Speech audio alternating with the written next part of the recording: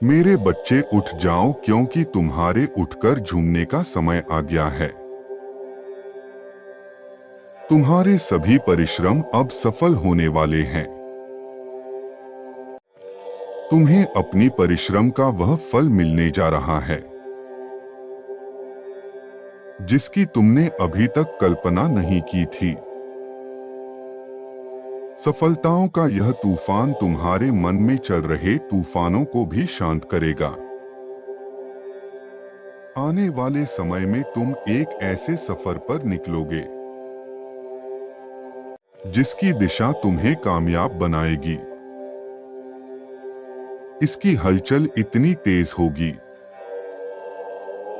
कि इस हलचल को देखकर तुम हैरान हो जाओगे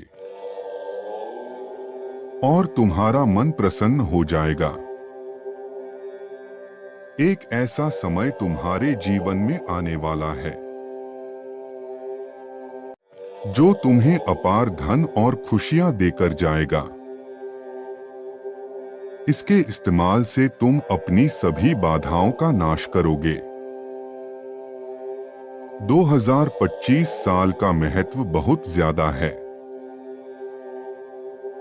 क्योंकि यह साल 2025 शनि देव का साल है।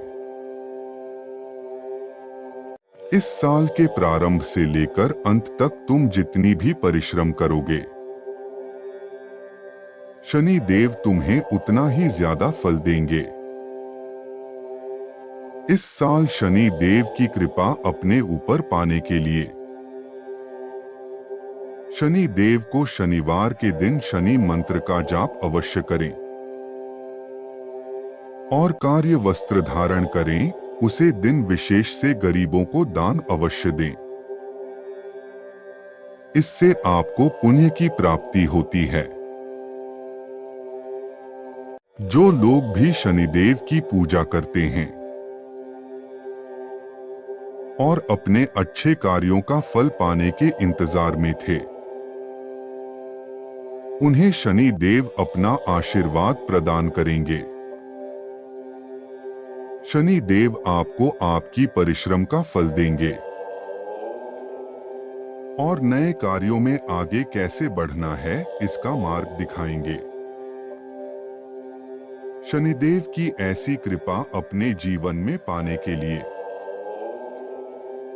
जय शनि देव और 888 कमेंट बॉक्स में जरूर लिखें। आने वाले समय में आपको आपके सभी कष्ट से मुक्ति मिल जाएगी। आपके अच्छे दिनों की गिनती अब शुरू होने वाली है। बस आपको निरंतर परिश्रम करते जाना है और नकारात्मक विचारों से दूर रहना है। मेरे बच्चे, ब्रह्मांड ने यह संदेश आप तक इसलिए पहुंचाया है ताकि आप यह जान सके कि ब्रह्मांड में आपके लिए प्रगति के द्वार खोल दिए हैं। अब निराश होने का नहीं, बल्कि खुश होने का समय है। जिन अवसरों का आप इंतजार कर रहे थे, ब्रह्मांड ने आपको वह अवसर देने का फैसला कर लिया है। यह समय है आपके उत्सव मनाने का। यह समय है आपकी सभी प्रियजनों से अपनी खुशियां बांटने का। मेरे बच्चे, महादेव कहते हैं, इस संदेश को बीच में ही छोड़ने की गलती ना करें, क्योंकि आगे आपके लिए कुछ ऐसे खुलासे होंगे जिसे देखकर आप दंग रह जाएंगे। महादेव कहते हैं, मेरे बच्चे, जिन कार्यों को करने में तुमने अपनी पूरी जान लगा दी, अपनी पूरी परिश्रम झोंक दी है, उन कार्यों का सकारात्मक परिणाम तुम्हें अवश्य प्राप्त होगा और उनका सकारात्मक परिणाम तुम देखकर दंग रह जाओगे। धन की देवी माता लक्ष्मी इस बार तुम पर अपनी कृपा अवश्य बरसाएंगी। तुम्हें जितने धन की आवश्यकता है उतना धन माता लक्ष्मी तुम्हें प्रदान करेगी। लक्ष्मी माता की कृपा अपने ऊपर बनाए रखने के लिए जय मां लक्ष्मी अवश्य लिखें। यह भी लिखें, मैं बहुत भाग्यशाली हूं। परम पिता परमेश्वर आपकी दबी हुई शक्तियों को निकालने का काम करते हैं। परमेश्वर आपके अंदर छुपी एक और परत को खोलने वाले हैं। परमेश्वर यह जानते हैं कि तुम्हारे भीतर गुणों का सागर भरा हुआ है। इस सागर को तुम्हारे भीतर से निकालने के लिए परमेश्वर को तुम्हें समय समय पर कष्ट देना होता है। परमेश्वर आपको धैर्य रखने के लिए बोल रहे हैं। परमेश्वर आपको आपके प्रार्थनाओं का फल दे रहे हैं। 2025 में आपके जीवन में चमत्कार आएंगे और आप सफलताओं के साथ के सागर में नहाओगे। आप अपने आने वाले समय में इतना धन कमाने वाले हो जिससे आप अपने सभी बिलों का भुगतान कर पाओगे। यह सफलताओं का मौसम ईश्वर ने आपको वरदान में दिया है। इसे सुचारू रूप से स्वीकार करने के लिए मैं अपने चमत्कार के लिए तैयार हूं, यह टाइप कीजिए। अगर आप अपने जीवन में परमेश्वर के मार्गदर्शन को पाना चाहते हैं। मेरे प्रिय बच्चे, जो मनुष्य मुझे जिस प्रकार भजता है, यानी जिस इच्छा से मेरा स्मरण करता है, उसी के अनुरूप मैं उसे फल प्रदान करता हूं। श्रेष्ठ पुरुष को सदैव पद व गरिमा के अनुसार ही व्यवहार करना चाहिए। वह जैसा करेंगे, सामान्य मनुष्य उसकी नकल करेंगे। उदाहरण के तौर पर अगर कोई अधिकार पूरी परिश्रम से काम करते हैं, तो उसके कर्मचारी भी वैसे ही काम करेंगे। श्रेष्ठ पुरुष जैसा आचरण करते हैं, सामान्य पुरुष उसी को आदर्श मानकर लोग उसका अनुसरण करते हैं। संसार में जो मनुष्य जैसा व्यवहार दूसरों के प्रति करता है, दूसरे भी उसी प्रकार का व्यवहार उसके साथ करते हैं। मेरे प्रिय बच्चे, जो लोग भगवान का स्मरण मोक्ष के लिए करते हैं, उन्हें मोक्ष मिलता है।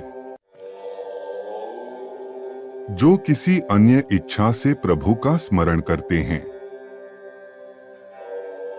उनकी वह इच्छाएं भी प्रभु कृपा से पूर्ण हो जाती है। कर्म न करने का आग्रह त्याग कर यशप्यश के विषय में संबुद्धि होकर, योगयुक्त होकर कर्म कर, समत्व को ही योग कहते हैं। धर्म का अर्थ होता है कर्तव्य। अपने कर्तव्य को पूरा करने में कभी यशप्यश और हानिलाभ का विचार नहीं करना चाहिए। मेरे प्रिय बच्चे, बुद्धि को सिर्फ अपने कर्तव्य पर टिकाकर काम करना चाहिए। योगरहित पुरुष में निश्चय करने की बुद्धि और भावना नहीं होती। ऐसे भावनारहित पुरुष को शांति नहीं मिलती, और जिसे शांति नहीं, उसे सुख कहां से मिलेगा। सुख का मूल तो उसके अपने मन में स्थित होता है। जिस मनुष्य का मन इंद्रियों यानी धन, वासना, आलस्य आदि में लिप्त है, उसके मन में भावना नहीं होती। और जिस मनुष्य के मन में भावना नहीं होती, उसे किसी भी प्रकार से शांति नहीं मिलती। नई ऊर्जाओं से भरा हुआ होगा ये साल। अपने जीवन के उजाले को आगे लेकर जाना है और अंधेरे को पीछे छोड़ना है। नई चीजों को अपनाना है और जो नहीं आता है उसे पारंगत करना है।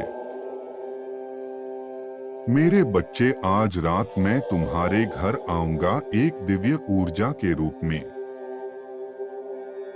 तुम मुझे भले पहचान नहीं पाओगे, लेकिन मेरी उपस्थिति तुम्हारे जीवन में एक नया मोड़ लाएगी। तुम्हारे जीवन में सकारात्मक ऊर्जा को लागू करना है। तुमको अपने जीवन में नई ऊर्जा, नई सोच, सकारात्मक सोच लानी है। तुम ये सब कर पाओगे क्योंकि आज मैं खुद अपनी दिव्य शक्ति का एक स्रोत तुमको देने वाला हूँ। तुमने जो मेरी इतनी भक्ति की है, ये उसका फल है। तुम अपने परिवारजनों को भी इस अवसर का भागीदार बनाओ। मेरा ये उपहार ग्रहण करो। मेरा उपहार ग्रहण करने के पहले बस एक काम तुम्हें करना होगा मेरे बच्चे। तुमको अपना मन साफ और पवित्र करना होगा। किसी भी प्रकार का छल कपट तुम्हें तुम्हारे इस सुनहरे अवसर से दूर करेगा। तुम बस मन को शांत रखो और मेरे बातों को लागू करो। खुश रहो मेरे बच्चे।